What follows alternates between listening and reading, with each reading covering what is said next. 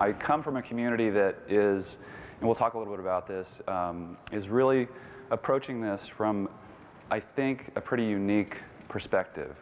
We're looking at it from the idea that this is an area of innovation, sort of rethinking the idea of innovation. Usually that is ceded to the individual entrepreneur. I mean, when we talk about innovation, or ceded to the private sector. What I'm going to talk a little bit about is how a community, we're talking about the I versus we, is that at the community scale, and we're talking about a lot of different types of communities here, and we can talk a little bit about that, but that how that can be a driver, and that the organization thinking about the strategy and the scale is really, really important from the very micro level, kind of point of a household all the way up to a community, and what the implications of that are. So what I wanted to say, though, I mean, a lot of the discussion that has gone on up to this point is sort of stolen some of the sort of big ideas that I was going to put out in front, which is a good thing, right? I mean, more people are thinking about it, and it was really encouraging to hear Jennifer and Dina talk this morning about this idea of collaborative government. And the conclusion that we've reached in Davis is that there really is no other path forward. You have to go there. As cities, as some of my counterparts across the country, it's really encouraging to be in this space. But that is if there's one sort of takeaway from what we're going to be talking about, is really fundamentally rethinking what our responsibilities and roles are as local government. And I'll get into that a little bit. The other point I wanted to make real quickly, and we can talk more about this too, is that yesterday there was a lot of discussion about large inner city kind of problems and issues.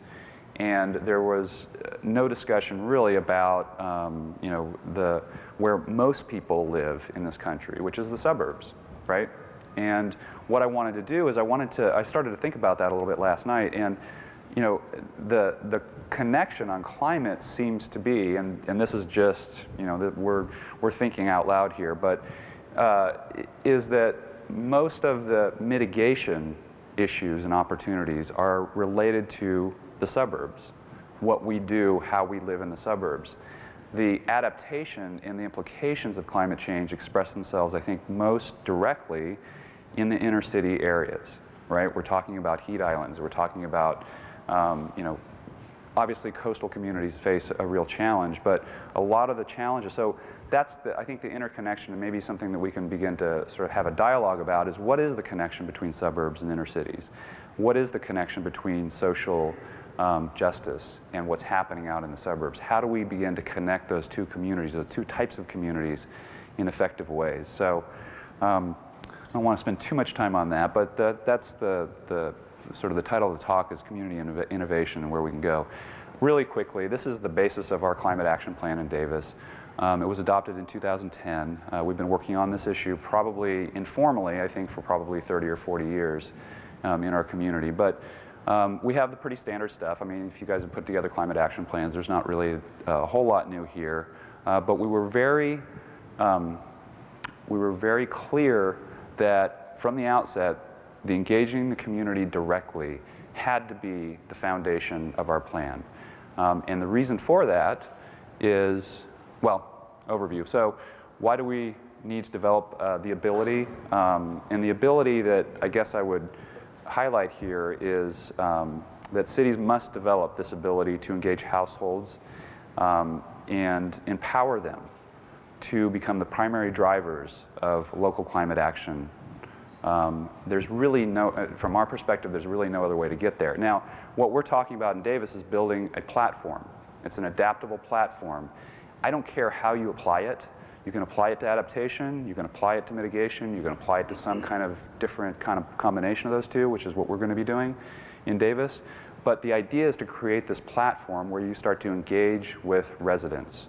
You start to engage with households at a very basic level, understanding what they are, what their abilities are, and what their needs are. And that's the hard work that we all have to get engaged in right now. So we're going to talk a little bit about what Davis has done, what we perceive some of the basic needs are, and we can talk more this afternoon about what those will be. And then I want to end on, just what gives us hope that we can take on this kind of crazy idea that we're going to get to carbon neutrality, and where we might be able to be productive as individual jurisdictions. So we don't need to spend a lot of time on this, but why do we need to develop this ability? Clearly, the science and the evidence is out there. We don't need to go into a lot of that today, but that faces us. We haven't talked at all about the timing issue here today, or in the conference. The clock is ticking. I don't know how we want to characterize that, but we're coming close to what are expected to be some tipping points. And if we don't get going quickly and effectively, we're going to be facing a lot more adaptation and those types of problems. So the science and evidence is there. The other reason why we need to develop this ability is that what we're finding is that the residential sector produces a high percentage of greenhouse gas emissions. Some would argue, we're doing some work with a researcher at UC Berkeley, that everything comes back to the household because it's a consumer-based economy, right? We're not going to be able to address the industrial sector and things like that, but the reason why there's an industrial sector is because of the consumer, because of the resident, because of the household. So it all ties back into that, and so we're looking at that as being a primary area of activity. We think that an organized community gives us the best opportunity to mitigate and to adapt.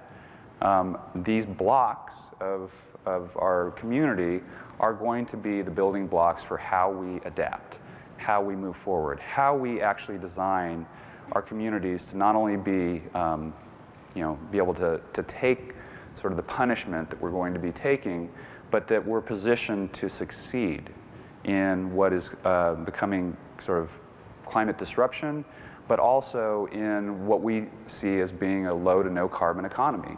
What are we thinking about as local jurisdictions and how we position our communities to succeed in that? That's something that we're beginning to think about. We also believe that this may be the most cost-effective way forward. There's really no infrastructure projects that we can put in place that are going to actually address this in any kind of reasonable cost. So what we're trying to do is we're trying to build a business case at the local level for why this is something that needs to happen. And this is also, the residential sector is where local government can be most effective. That's where we have the ability. So the key steps that we've found is understanding the role the residential sector plays and being very clear with our community about that, about what role they play, not to be banging them over the head with it. I mean, we've talked a little bit about how the message is delivered, but we need to be clear in our minds what role that residential sector plays, because it helps us communicate that message. We need to do due diligence and preparation. We need to find tools that fit and that work. And some of the work that we've been doing with David, I think, leads us in that direction. A lot of work that we're doing with our local community-based organization, Cool Davis, and Chris Granger's here, and she'll be able to add, I think, a lot of depth to this afternoon. But we need to find tools that fit. We need to test it, and then we need to learn. So understanding the residential sector, this is a basic inventory. It's probably really familiar to most of you in the room. But what we found in Davis, it doesn't show up real well, but it's the hatched area. That all is what the residential sector owns in our community. So we're looking at about 70% of the greenhouse gas emissions that are emitted in Davis being there. Primarily, that's in the transportation sector. But it gives us an opportunity. I mean, it's a problem, but it's also an opportunity because, again, that's the space that we can probably work most effectively in. The industrial sector, the commercial sector, relatively small portions of the pie, so this helps us target where we need to do our work. So in understanding helping the residential sector sort of understand where it's at, these are our goals in different years. What we ended up doing is we took the state's climate reduction goals and use those as sort of a floor. We need to do at least that well, but we wanted to set stretch goals for the community as well, because we view ourselves in a leadership role. I don't know if anybody else does, but I mean that's kind of where we view ourselves. But in 2015, we need to be between 1995 levels and 15% below 1990 levels. And that's going to take this deep community engagement that was mentioned before. The goal that we've set is 75% of our residents participating in a carbon reduction program. We're defining what that carbon reduction program looks like, but we need the platform before we get there. But one of the things we wanted to be able to do is communicate directly to our residents because they're so important in all of this.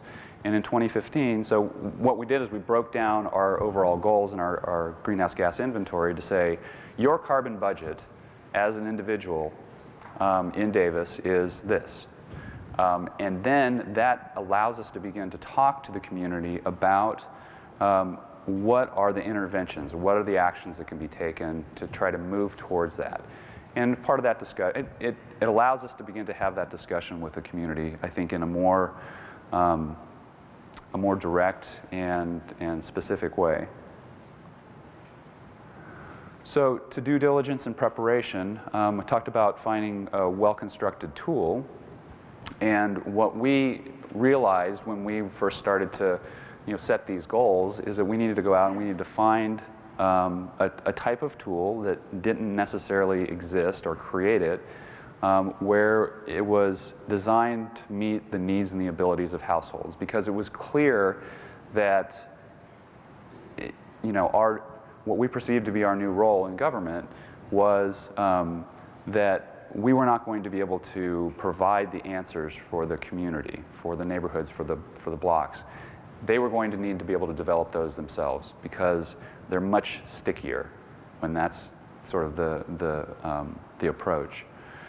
We needed a structure for peer-to-peer support. Again, this idea that we clearly don't have the resources at local government to be able to go out and really make,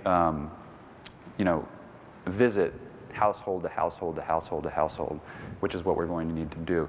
So this idea of structuring peer-to-peer support, and we'll get into this in much more detail, but not in my talk, but later this afternoon, but that provides the basis for progress and for sort of reaffirming the actions. As people talk to one another and as they go through this sort of journey together, that's a really, really powerful tool. And it's been proven out in a lot of different sectors other than government. But that was something that we felt was really, really important. And then we needed a small group structure for this peer-to-peer support that was anchored in a broad vision, which we've talked a little bit about already, with a strategy to scale. These are the things that we needed to be able to do to be able to meet our 75% engagement goal. So we figured that we needed to find a tool and we needed to test it to see if it was something that was actually worth making the investment. So we'd come up with all these concepts. And so we decided, I began to interact with David through the Low Carbon Diet program, we decided to run a pilot program to test out these ideas. And in 2009, which actually predated the adoption of our climate action plan, so this is sort of an iterative process, we went through a very detailed, as we do in Davis, we go through a very detailed public engagement program, and it was a sort of a stakeholder-based climate action plan, which took a year and a half to move through that process. So we knew we needed to begin work on this, so we actually did it in advance of the climate action plan being adopted. But we found 100 households across the geographic and socioeconomic range in our community, which I will acknowledge is relatively limited. We have a pretty homogeneous community, both in terms of culturally and economically. But what we do have, I think, which is kind of interesting, is the socioeconomic, or the economic piece of it, is we have a lot of students in Davis. 50% of our housing stock is rental. And so there is a wide range of sort of economic realities, though it's, you could argue that that's sort of a temporary situation for most of our lower income, but we needed to find tools that actually worked for people who didn't have a lot of money to be able to do this. 2 minutes, okay. So I'll move through this pretty quickly. So what we found was that households across the range could reach their reduction goals after going through this pilot program. It did work best when households had pre-existing social connections, which is not too surprising. We've heard a lot about that. The faith-based group discussion that Dina led us through. What we also found was that unless it needed to be a small enough group to where there was that sort of personal interaction, we tried to run it to save resources at 10 households. We found that that was probably too large, and that they didn't have the kind of interaction that they needed in order to be successful, or as successful. What we also found was it was very difficult to verify how sticky these actions were, right?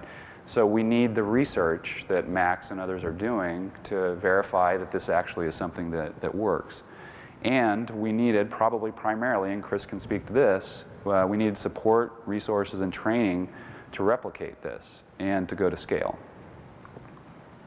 So the outcomes, we felt like the proof of concept and due diligence, we have that now.